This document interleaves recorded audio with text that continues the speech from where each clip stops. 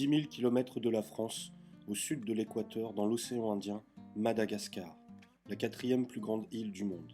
Un des endroits les plus riches en termes de biodiversité sur la planète. On trouve sur la grande île des espèces qui n'existent nulle part ailleurs.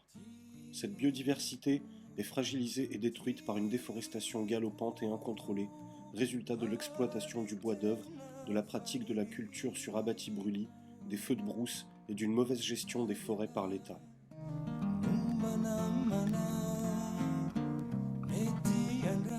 À 20 km de Moramanga, la déforestation est liée principalement à l'exploitation du bois pour la revente et la production de charbon.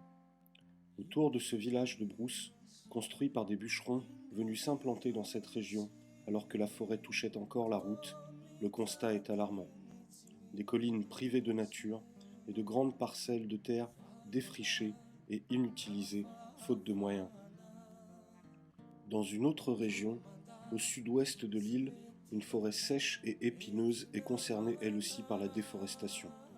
Conséquence de la culture du maïs sur abatis-brûlis, technique qui consiste à défricher une parcelle de forêt et à la brûler pour cultiver le maïs.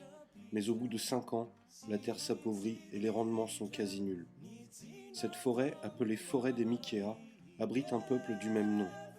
Ces gens de la forêt, ces Mikéas des épines qui vivent au cœur de cette aire, sont les premiers concernés par la déforestation de cet environnement qui les abrite et porte leur nom.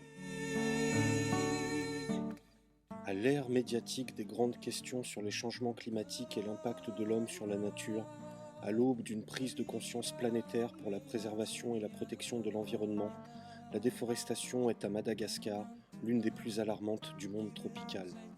La grande et belle île verte est devenue rouge, brûlée par son peuple en détresse qui trouve en elle la seule ressource à exploiter et qui lui permette de vivre. Mais pour combien de temps encore ?